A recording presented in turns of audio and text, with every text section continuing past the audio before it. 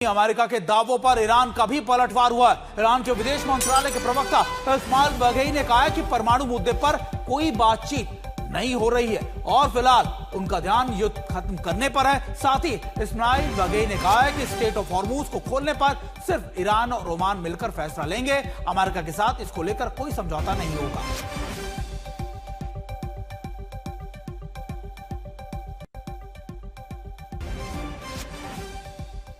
और हमारे साथ हमारे दोनों खास मेहमान भी जुड़े हैं।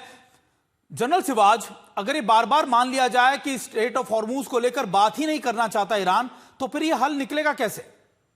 हाँ बिल्कुल, देखो सुमित, एक बात तो माननी पड़ेगी, ईरान को भी सिचुएशन इतनी अच्छी है नहीं कि जब से अमेरिका ने नेवल ब्लॉकेड लगाया है तो ईरान के पोर्ट से जो शिप आती थी, टैंकर आते थे और एक प्रकार से उसका ऑयल जाता था, वो बंद है। और खर्क आइलैंड में 90% ऑयल इसका एक्सपोर्ट होता था। वहां पर अब जितनी भी इनके पास स्टोरेज फैसिलिटी थी वो भर चुकी है। अब इनके जो ऑयल कंपनीज हैं वो ऑयल प्रोड्यूस करना बंद करना पड़ेगा। तो यह समझना कि ईरान की सिचुएशन अच्छी वो नहीं है, क्योंकि जब से नेवल ब्लॉकेड लगाया है अमेरिका ने तो उस ईरान को भी तकलीफ हो रही है। ये सच्चाई है कि स्टेट हॉर्मूज को बंद करने से 20% ऑयल और 35% जो गैस है पूरे वर्ल्ड की अब बंद है।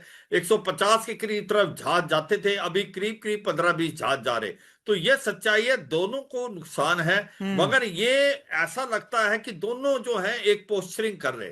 अमेरिका चाहता है कि किसी तरीके से दबाव डाला जाए ईरान पे, ईरान इनरिच यूरेनियम की बात करे, ईरान बोले कि वो न्यूक्लियर प्रोग्राम नहीं करेंगे और जो स्टेट ऑफ हॉर्मूज को ऐसे खोला जाए जैसे कि 28 फरवरी से पहले था। जबकि ईरान ये कहने की कोशिश कर रहा है कि स्टेट ऑफ हॉर्मूज में अमेरिका का कोई लेना देना नहीं, ईरान और ओमान डिसाइड करें। ये पॉइंट बहुत ही इंपॉर्टेंट है। अगर ऐसा हुआ तो फिर ये जितने भी इंटरनेशनल वाटर हैं, मलक्का स्टेट होगी है जिस प्रकार से बाकी भी हैं, उनके ऊपर हर देश अपना एक प्रकार से चाहेगा कि उसका इंपोर्टेंस बढ़े। वहां पर इंडोनेशिया, मलेशिया कहेंगे, तो ये हो नहीं सकता और ईरान को समझना चाहिए। मगर जिस प्रकार से हालात जा रहे हैं, दोनों अपने कॉन्स्टिट्यूंसी को एड्रेस कर रहे हैं और ईरान ये चाह रहा है कि क्योंकि आज लोग उनके साथ खड़े हैं वो मानने को तैयार नहीं, मगर ईरान की इकोनॉमिक कंडीशन बहुत ज्यादा खराब है। वहां पर जितने भी उसकी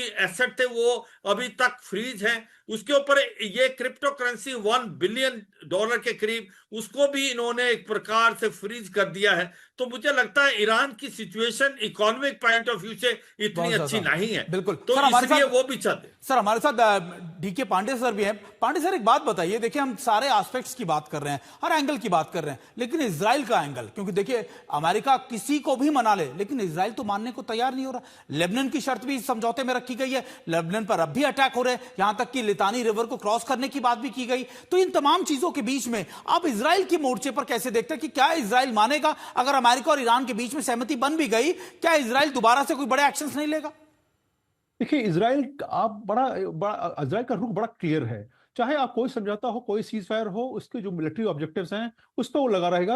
उसमें कहीं उसको किसी पूरे विश्व को पता है कि बात होकर रहेगी, इसमें कोई दो राय नहीं, क्योंकि वो अपने अस्तित्व की लड़ाई लड़ रहे हैं। अगर वो नहीं लड़ेंगे तो समाप्त हो जाएंगे, उनको बहुत क्लियर पता है। अब बात क्या है कि आगे जो जिस प्रकार से चीजें बढ़ रही हैं उसमें इजराइल ने जो रोल है वो कितना इंपॉर्टेंट है, कितना नहीं है। देखिए, पहली बात सबसे महत्वपूर्ण जो है, इजराइल चाहता था कि रिजीम परिवर्तन हो और कुर्द आगे बढ़े, लेकिन अमेरिका की वजह से कुर्द आगे नहीं बढ़े जैसा कहा जा रहा है, उनका आकलन है। और तो इससे इजराइल जो है बहुत खुश नहीं हुआ, क्योंकि अगर वो कुछ आगे बढ़ जाते, जो पूरा प्लान था इजराइल का वो जो है पूरा डिस्टर्ब हो गया। तो इसके बदौलत जो है आपने देखा भी होगा कि कुछ खबरें भी आ रही हैं, मीडिया में भी, ये वेस्टर्न मीडिया भी है कि डोनाल्ड ट्रंप और नेतन्याहू के बीच में कुछ दूरियां बढ़ रही हैं। उसका मुख्य कारण यही है। लेकिन आगे जो है, अगर इजराइल के उद्देश्य, देखिए इजराइल दो ही बातें चाहता है कि ईरान के पास। सर बिल्कुल, देखिए माफ कीजिएगा आपको बीच में रोक रहा हूं, क्योंकि देखिए बात यही कही जा रही है कि देखिए इजराइल को रोक पाना क्या अमेरिका के लिए बहुत आसान होगा? यह भी एक बड़ा सवाल है।